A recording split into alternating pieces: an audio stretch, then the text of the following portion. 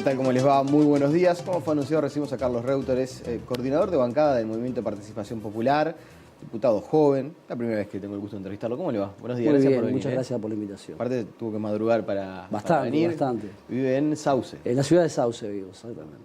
¿Es verdad? Leí alguna entrevista o por lo menos alguna pregunta que le hacían antes de asumir. Tenía pensado en aquel momento venir en ómnibus a trabajar al Palacio. ¿Lo pudo cumplir? Sí, a veces vengo. La dinámica del Palacio tiene esa peculiaridad que uno tiene que utilizar vehículos para moverse a otro lado, pero en parte del tiempo suelo tomar el ómnibus que me deja enfrente al anexo. Y además debe ser algo especial. Mucha gente quizás no lo conozca, pero nuestro entrevistado de hoy en realidad fue trabajador del transporte, manejaba ómnibus. Sí, 25 años estuve en la empresa que es oriunda de Sauce, la empresa Casanova Limitada. Estuve 25 años trabajando como guardaconductor ahí en esa empresa. ¿Y cómo fue eso de dejar el ómnibus a meterse en el Palacio? Totalmente diferente, ¿no? Yo pensaba, debe haber pocas profesiones en las cuales uno conviva tanto con la cotidianeidad de la gente, como el chofer de ómnibus. Yo diría el del taxi, pero el del ómnibus más regular todavía, y sobre todo en estos transportes suburbanos, donde la gente lo usa para ir a trabajar, más o menos es regular la gente que se lo toma. Y a su vez, casi como contrapartida, a nivel del Palacio Legislativo, pocos trabajos tan absorbentes dentro de un recinto. Sí, incluso igual, el estado de nervio que uno lleva en el ómnibus es bastante similar al trabajo si uno asume con responsabilidad lo que es en el Palacio, ¿no? Es una diferencia notoria de uno estar todo el día trabajando en la calle, vinculado directamente a pasajeros que comúnmente uno los conoce porque en líneas de larga distancia, mayormente la gente que circula en los ómnibus son conocidas porque viajan cotidianamente a trabajar, ¿no? ¿Pero le pasa o tiene el miedo ese de perderle la temperatura a la gente?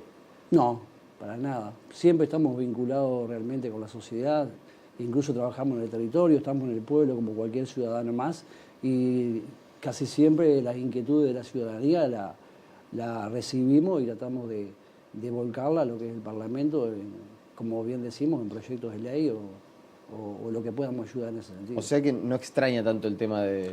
No, se extraña el trabajo, los compañeros de muchos años, la función que uno cumplía en el trabajo cotidiano y principalmente la gente que comúnmente veía todos los días, que como te decía anteriormente, gente que viajaba curricularmente todos los días a trabajar, que ya eran parte de la vida cotidiana de cada uno de nosotros, ¿no? Hablando del tema del transporte, fue integrante de la UNOT también. Estuve integrando. Coordina la bancada del sector del ministro del Interior, Eduardo Bonomi. Cuando se dan este tipo de circunstancias como la del próximo miércoles del Clásico, donde la UNOT no sabe si toma alguna medida o no, ¿interviene en algo, participa para acercar las partes, para hablar quizás con, no sé, con las autoridades del ministerio, decirle, contemplen esto? ¿Existe cierto diálogo o no? A ver, sin duda que los compañeros siempre acuden a los legisladores o al ambiente político más cercano. Sin duda que los compañeros llaman y conversan con nosotros, principalmente conmigo, porque estuve en el Ejecutivo, pero a su vez a mí me gusta usar los mecanismos que tiene el Parlamento y hay compañeros que están en esa comisión, que es la Comisión de Transporte, que son los que se encargan más bien de estos temas, ¿no? Claro. Ahora, ¿le ha tocado trabajar en un ómnibus llevando gente para el Clásico? ¿Es tan difícil como supuesto, parece? No es tan sencillo, es complicado, principalmente porque uno tiene que tener esa balanza, ¿no?, de la gente que viaja a trabajar y de la gente que va a un evento deportivo, a divertirse con otras, ¿cómo te puedo decir?, con otras expectativas de lo que puede ser el partido, quizás gritando, saltando, pero uno trata en ese viaje de mantener el respeto al ciudadano que viaja a su trabajo, ¿verdad? ¿Le tocó pasar por alguna situación desagradable mientras fuera para un Clásico? Tuve la suerte que no.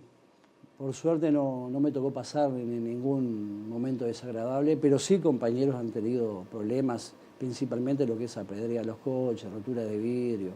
Pero mayormente la gente que trasladamos nosotros, como te decía anteriormente, son gente de la zona metropolitana donde mayormente la conocemos y más allá de su identificación con su cuadro de fútbol, tenemos la posibilidad de charlar y hablar con ellos, ¿no? La última vinculada al tema transporte y ya en otra arista. Ayer el intendente Montevideo fue interpelado en la Junta por el precio del boleto y en su momento el Movimiento de Participación Popular había planteado cierta preocupación por el precio del boleto en Montevideo. A nivel legislativo, ¿se está trabajando en algo, más allá de que sea un tema de Montevideo y un tema que me imagino se conversará con los ediles? ¿Se puede estar trabajando en alguna fórmula? ¿Es un tema que han tratado?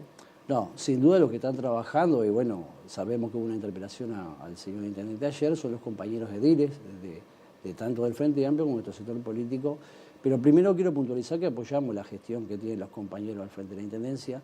Lo que nosotros decimos como sector político que no estamos de acuerdo con la suba que hubo, porque entendemos que no puede ser o realmente no tenemos la característica de poder ver la paramétrica, por lo menos nosotros los legisladores, y entendemos que no puede ser que el aumento de boletos solo se refleje en salario. Nosotros queremos analizar también lo que es la paramétrica para ver la incidencia y los porcentajes de ganancia que tienen las empresas y poder trabajar en ese sentido, en ver, porque, a ver, tenemos un 70% de lo que es el mercado de transporte capitalino, que es casi un monopolio de una empresa, ¿verdad? Entonces, también nos gustaría analizar el tema de la incidencia que tiene en la paramétrica lo que puede habilitarse esa empresa, ¿no? A ver si entiendo bien. ¿Quieren ver el factor CUCSA cuánto incide en el precio del boleto? No solo el factor CUSA, pero todas las empresas que están vinculadas al transporte. Claro, pero habló en particular de la empresa que incide en el 70%. Y sí, al tener un 70% creo que la incidencia es más grande, ¿verdad? Entonces nosotros creemos que no creo que el aumento del boleto incida solamente en lo que es el salario, ¿no? Estoy tratando de entender el posicionamiento. Lo que ustedes dicen es, más allá del factor salario, que obviamente incide al momento que hay que ajustar los salarios, ahí hay que subir el precio del boleto, queremos ver cuánto ganan las empresas y en particular si hay una empresa dominante que está ganando quizás por encima de lo, no lo permitido, pero sí de lo aceptable y que eso termine incidiendo en el precio del boleto. A ver, la paramétrica está compuesta por 4 o 5 insumos, lo que es el combustible, el salario de los trabajadores, los repuestos, la compra de vehículos y las ganancias que tienen las empresas. Nosotros queremos ver toda la paramétrica para analizar a ver si realmente está desfasada en algunos puntos, como se dice que realmente el porcentaje más grande del aumento de boleto está vinculado a lo que es salario, y nosotros queremos ver realmente si es así y ver las ganancias que tienen las empresas también, ¿no? Bien. Como coordinador de la bancada del Movimiento de Participación Popular, y ahora que mencionó, por ejemplo, el caso CUCSA, claro, esto es con el diario del lunes, ¿no? También es un poco injusto, pero ¿fue un error decirlo de la investigadora del cambio Nelson? Yo creo que no. Nosotros... Digo porque ustedes dijeron truco y del lado del Partido Colorado retruco y ahí se empezó en esa especie de que terminó derivando en la aprobación de esta investigadora que se votó hace pocos días. En primer lugar nosotros estuvimos por presentar la investigadora sobre el tema cambio Nelson, que no pudimos porque el Partido Colorado presenta una propuesta de investigar y quiero centrarme un poco más en el proceso y no solo lo que fue el intentar presentar nosotros la preinvestigadora. En primera instancia sabemos bien que la Cámara de Diputados hoy, la conformación que tiene no es la mayoría el Frente Amplio. Sabemos que nosotros tenemos 49 votos, la mayoría lo tiene la oposición. Y el tema es, ¿para qué tenemos una oposición? Nosotros desde el 2005 hasta la fecha, tener la posibilidad de tener la mayoría parlamentaria, principalmente fue para crear leyes, para tener políticas que pudieran beneficiar al vecino, a la vecina, a todo el ciudadano uruguayo, y no para hacer circo político. Eso en primer lugar. Nosotros entendemos que la mayoría que tiene hoy por hoy la oposición la está utilizando para otro criterio. No la están usando para circo político. Exactamente. Principalmente en lo que fue el tema de la investigadora. Se presenta una investigadora donde lo que se quiere investigar son 5 empresas. 5 empresas en las cuales son privadas, de las cuales 5 empresas, una ya fue investigada por el Senado, principalmente la empresa 10, vinculada al Temancap, que ya hubo un procedimiento en lo que fue la Cámara de Senadores, que fue investigada, tuvo despedida, y a su vez la oposición lleva una denuncia a la justicia. Eso por un lado. Entonces estamos investigando algo que ya fue investigado en el Parlamento. Segundo lugar, el tema de aire fresco. También hubo una investigadora, no sé si se acuerdan, que se presentó por el tema de los acuerdos con Venezuela, que el centro de la discusión del acuerdo con Venezuela era Aire Fresco. Investigadora que no se conformó. Que no se conformó, sinceramente, porque no hubieron pruebas solventes para conformar la investigadora, en lo cual no se llegó, solamente se utilizó el mecanismo de la preinvestigadora para ver la documentación que tenía y no se llegó a eso. Entonces, nosotros queríamos que en esta materia no solo hay que investigar. Nosotros, como tú decías, Retruco, nosotros queremos apostar a más. ¿Qué es apostar a más? Investigar y legislar en la materia.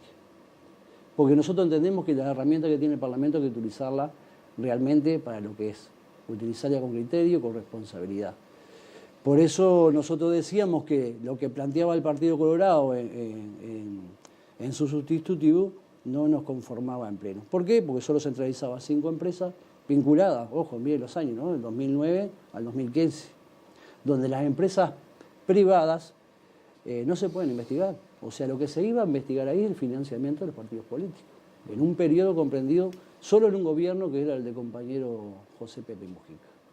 Nosotros ahí lo que planteábamos era investigar, legislar, pero no solo a 5 empresas. ¿Y por qué? Nosotros, las empresas privadas aportan un 20% a las campañas políticas. El 20% de las empresas, o sea, tenemos un 100%, el 80% son empresas públicas, el 20% empresas privadas. Donde estamos investigando un 1 o un 2% de las empresas que aportan a campañas políticas. Nosotros entendíamos que o investigamos todo. Investigamos a las 20 empresas aunque pongan un peso.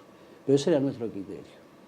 Y bueno, tuvimos la suerte de que no saliera nuestra propuesta, pero poder en el intercambio que tuvimos casi a finalizar lo que fue la sesión del otro día, llegar a esta propuesta que no nos convence realmente total, pero bueno, podemos ampliar el aspecto para seguir investigando. Ahora, como metodología, digo porque, por ejemplo, Mujica salió a decir claramente que él no acompañaba el tema de la investigadora, que para él no cree en el instrumento, ya no hablemos de este caso en particular. Él dice, yo no creo que sirva para nada las investigadoras. La propuesta sale del MPP, la primera, la original, la del cambio Nelson. Se hace una especie de autocrítica, de decir, bueno, capaz que le erramos en la primera propuesta, en la original, no hubiéramos abierto esta caja de Pandora. Todavía no hemos hecho autocrítica si fue así o no. Nosotros entendíamos con la misma característica que decía en el inicio de la nota, ¿no? Nosotros entendíamos que teníamos que crear una comisión para investigar y legislar la materia, pero también, queríamos ver el tema del sentido de las financiaciones políticas de los partidos. Bien. Me quedan algunos minutos y hay temas que no quiero dejar de abordar. Es verdad que todavía falta tela por cortar. Se necesita conocer el mensaje del Poder Ejecutivo.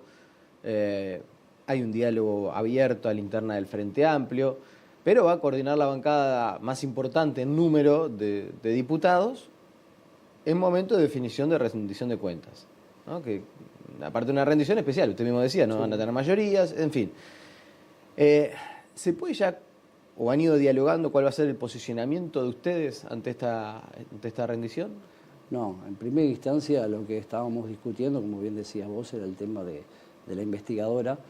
Bueno, va a llegar el momento que, principalmente quizás el mes que viene, empezaremos a analizar lo que es cuando entre en el Parlamento la rendición de cuentas y en base a los insumos que tenga empezaremos a discutir políticamente en nuestra bancada el posicionamiento. Hoy por hoy, sinceramente, no lo hemos discutido todavía, pero mantendremos el mismo criterio que hemos tenido en algunos puntos que ya anteriormente hemos volcado, ¿no? Ahora, hay algo que es, no sé, por lo menos a nivel parlamentario es Vox Populi. Va a ser muy difícil llegar al 6% del PBI para la educación. Que es una cifra importante, que es, yo quizás diría, uno de los puntos neurálgicos de esta próxima rendición de cuentas.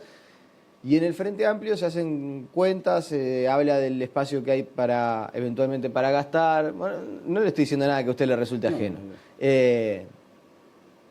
¿Qué se va a hacer ante esa situación?